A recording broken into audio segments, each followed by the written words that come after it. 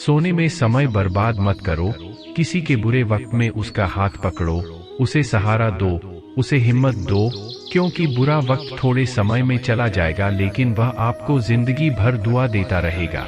जब मनुष्य सुबह से शाम तक कम करके थकता है तो वह चिंता और क्रोध के एक क्षण में तक नहीं जाता है। परमात्मा से अच्छे संबंध बना लो तो तुम्हें किसी की जरूरत नहीं होगी, आप खुद सबकी जरूरत बन जाओगे। सलाह देने के लिए कई लोग आते हैं, लेकिन भगवान ही एक व्यक्ति को साथ देने के लिए आता है।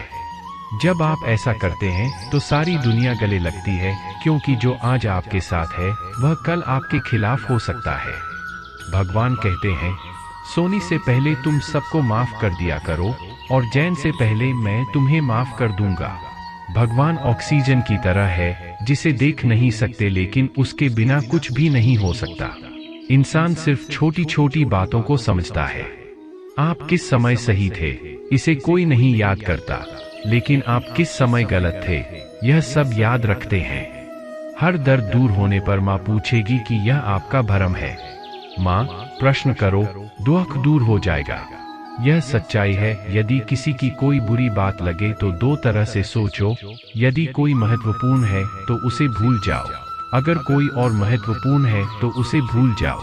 प्यार सिर्फ रक्त से नहीं होता, मुसीबत में हाथ थमने से बड़ा कोई रिश्ता नहीं होता। रात को सोने से पहले भगवान को अपनी पूरी दिनचर्या बताकर सोए। अगर आपके द्वारा किसी को दुख हुआ है तो उससे माफी मांगे।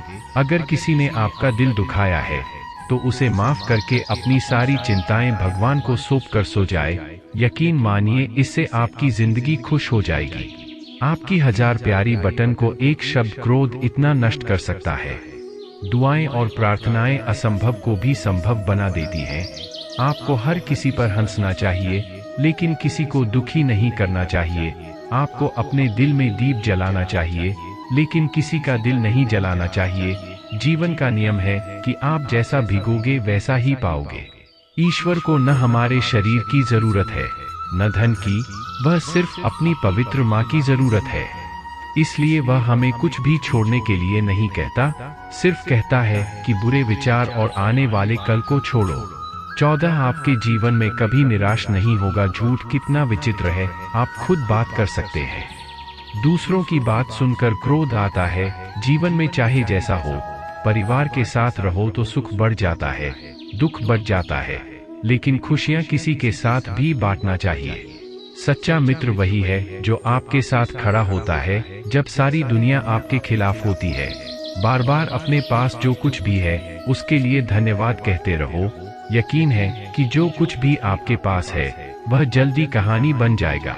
इंसानों के लिए प्रार्थना और ध्यान दोनों बहुत महत्वपूर्ण है, क्योंकि प्रार्थना में भगवान आपकी बात सुनता है और ध्यान में आप भगवान की बात सुनते हैं। श्री कृष्णा से कितना कुछ छूट गया।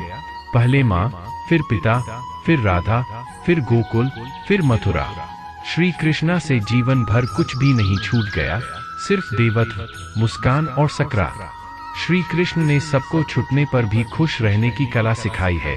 इसलिए हमेशा खुश रहो, सदा मुस्कुराओ, और जीतने का मजा भी तभी आएगा जब लोग आपके हर का इंतजार करेंगे।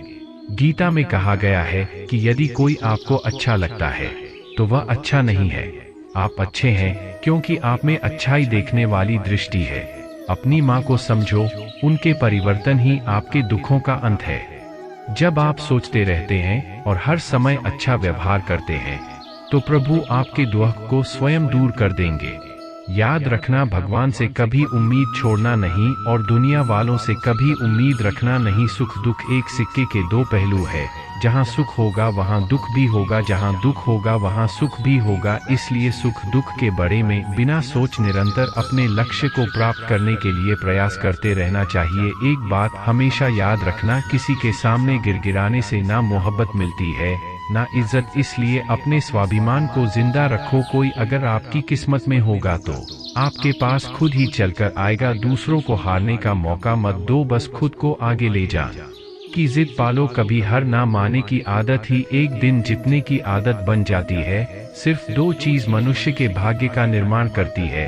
पहले स्वभाव, अगर आपके स्वभाव में अच्छाई, विनम्रता और गुण है तो आपका भाग्य चमकेगी। अगर आपका स्वभाव क्रोधी है, आलसी है, तो आपका भाग्य भी करना अनिवार्य है। इसलिए अपने स्वभाव को मधुर और आकर्षित बनाई है।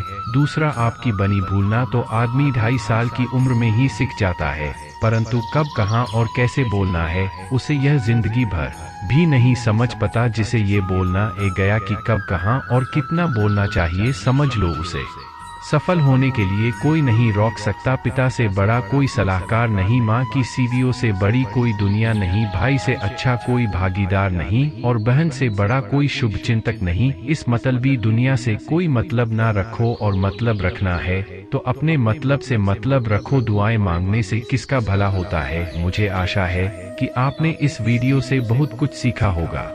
अगर आप शराब की दुकान पर बैठकर दूध पीते हैं तो आप शराबी होंगे, और अगर आप एक मंदिर में बैठकर पानी पीते हैं तो आप संत होंगे। इसलिए आप किसके साथ बैठते हैं यह बहुत महत्वपूर्ण है।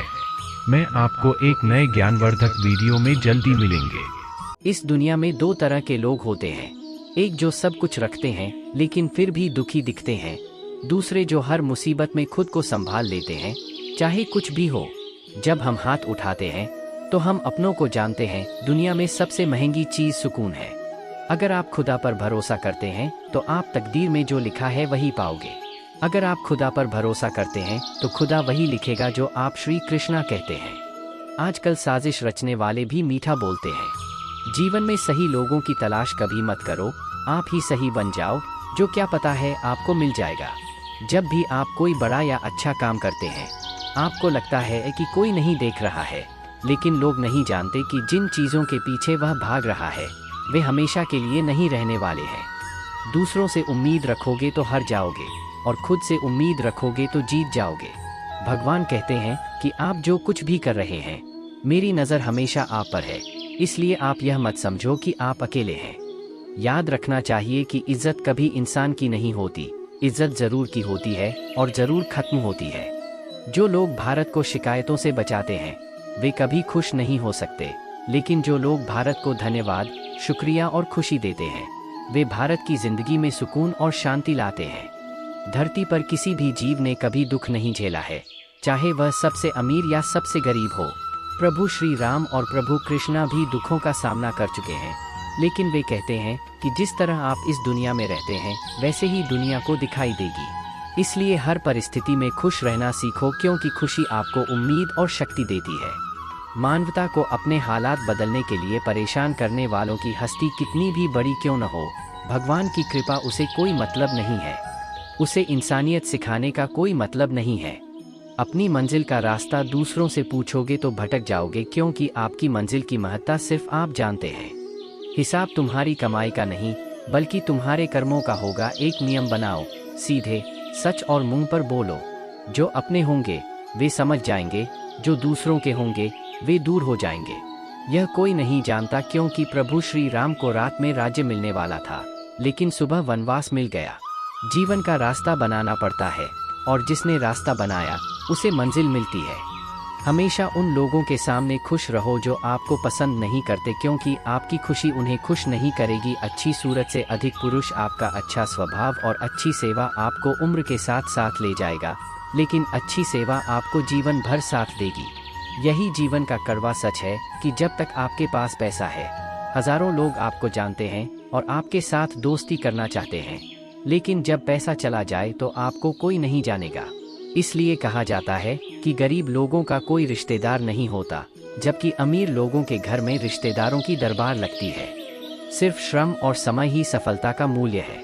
आपका सपना जितना बड़ा होगा उतना ही अधिक मेहनत और समय आपको उसे पूरा करने में लगाना पड़ेगा। आप सिर्फ उस बात की जिम्मेदार होते हैं जो आपने कही है, उसका नहीं कि लोगों ने क्या सोचा है। सिर्फ 2 लोग ही जानते हैं कि हम कितने सही और गलत हैं। आप परमात्मा और अपनी अंतरात्मा के साथ कुछ रास्तों पर अकेले चलते हैं। कोई परिवार, कोई दोस्त, कोई साथी नहीं, बस आप और आपकी हिम्मत। जो लोग सिर्फ बुरी बातों पर ध्यान देते हैं वे मक्खी की तरह होते हैं जो सब कुछ छोड़कर सिर्फ जख्मों पर बैठे हैं। यदि आप जिंदगी में सफल होना चाहते हैं तो यह बात हमेशा याद रखना चाहिए कि पाँव फिसल जाए, लेकिन जापान कभी फिसलने नहीं देना चाहिए।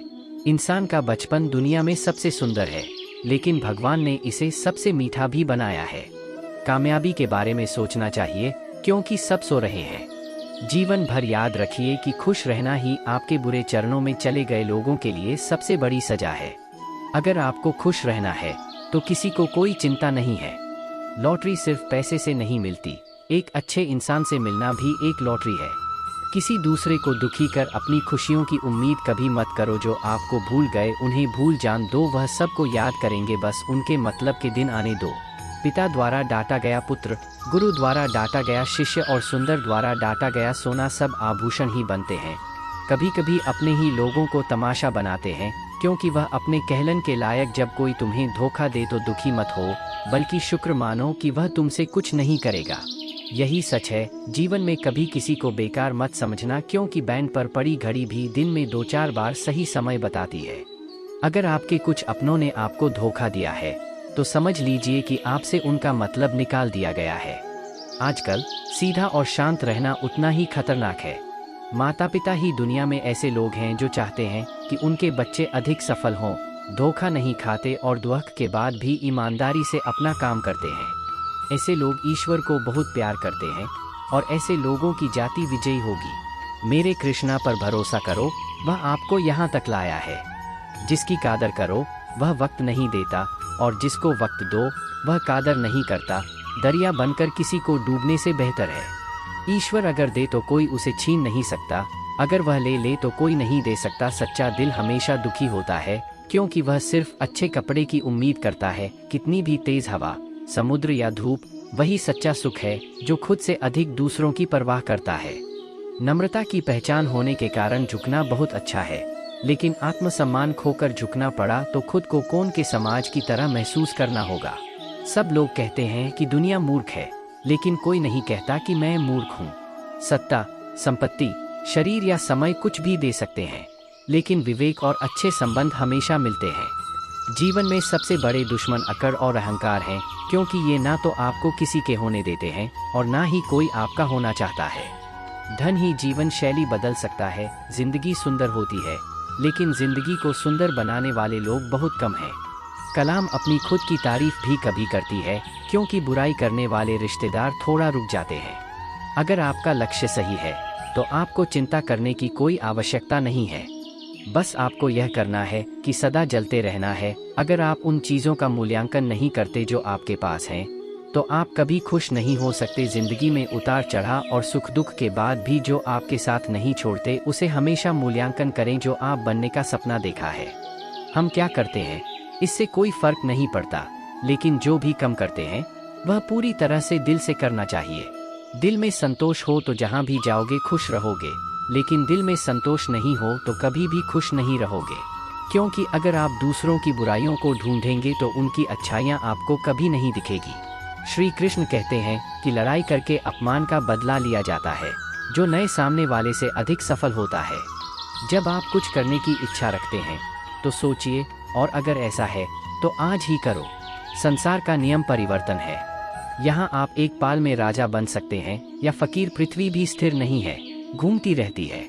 दिन खत्म होने के बाद रात आती है, बहुत गर्मी के बाद बारिश होती है। इसलिए आपको उन चीज़ों के लिए दुखी होने की आवश्यकता नहीं है जो निश्चित नहीं है। आप हर कठिन परिस्थिति में खुश रह सकते हैं अगर आप परिवर्तन स्वीकार करते हैं। जीवन एक विशाल यात्रा है। आपको हर किसी को जवाब देने और हर बात पर प्रतिक्रिया देने की आवश्यकता नहीं है। याद रखें कि यदि समय आपको इंतज़ार नहीं करता तो आप सही समय का इंतज़ार क्यों करते हैं। जो समय चल रहा है वही आपके लिए सबसे अच्छा है। जीवन में मुसीबत आने पर निराश होने की ज़रूरत नहीं है। हम कठिनाइयों से मजबूत होते हैं, इसलिए उनसे नफरत नहीं करना चाहिए। कठिनाइयाँ हमें जीने की कला सिखाती हैं, साथ ही हमें साहस और आत्मविश्वास भी देती हैं। हमारे अंदर छिपी हुई ताकत और क्षमताओं को प्रदर्शित करने का एक उत्कृष्ट अवसर है। यह बहुत महत्वपूर्ण है कि हमारा सलाहकार कौन है, क्योंकि दुर्योधन शकुनी से सलाह लेत थी, अर्जुन श्री कृष्णा से शंका का कोई इलाज नहीं, चरित्र का कोई प्रमाण नहीं, माँ से अच्छा कोई साधन नहीं, शब्द से तीखा कोई बहन नहीं, ऊंचा उठाना है तो अपनी अहंकार को बाहर निकालकर खुद को हल्का करो, क्योंकि ऊंचा वही उठाता है जो हल्का होता है। जब एक इच्छा पूरी हो जाती है तो दूसरी इच्छा तुरंत पैदा होती है।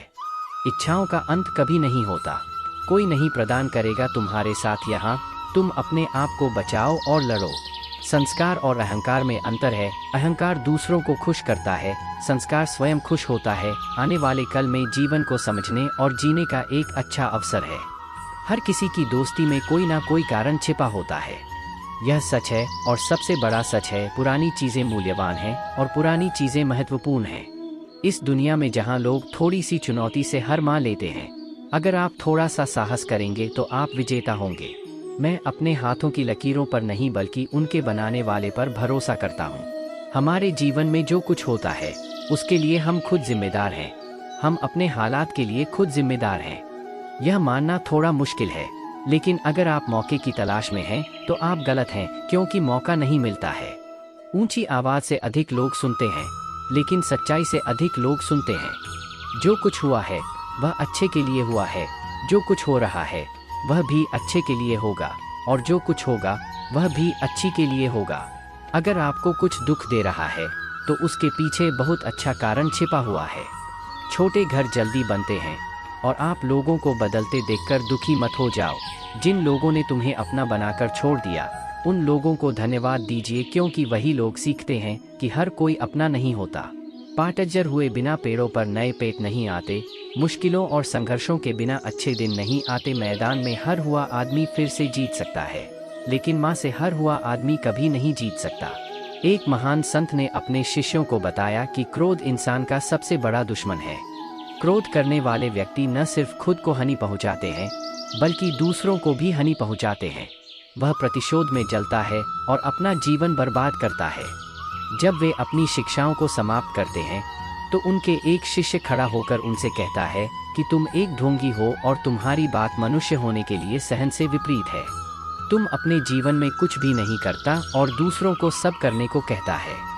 जब उनका शिष्य उनसे सीधे सीधे बातें कर रहा था, महान संत ने कोई प्रतिक्रिया नहीं दी और शांत बैठे रहे। फिर भी एक व्यक्ति और भी गुस्सा हो गया और संत के मुंह पर थूक दिया, लेकिन संत को गुस्सा नहीं आया। वह चुपचाप बैठ गया और शिष्य को समझ नहीं आया कि वह क्या करेगा। अगले दिन घर पहुंचते ही उसे एहसास हुआ कि उसने कितनी बड़ी गलती की थी और पाप कर दिया था। वह सोचने लगा कि मैंने क्या किया, मैंने एक बड़े संत का अपमान किया है, मैं ऐसा पाप कैसे कर सकता हूँ। उसने कहा कि मैंने बहुत बड़ी गलती की है और मैं जाकर उनसे माफ़ी मांगनी होगी। इसलिए वह तुरंत संत के पास चला गया, लेकिन संत उसे नहीं पाया, इसलिए वह जगह जगह भटकने लगा। एक युवा संत को मिलते ही वह उसके पैरों में गिर गया और उनसे खाने लगा। मुझे माफ़ कर दीजिए, मैंने आपका अपमान किया, मैंने बड़ा पा। दोस्तों, मुझे आशा है कि आपको यह वीडियो पसंद आया है।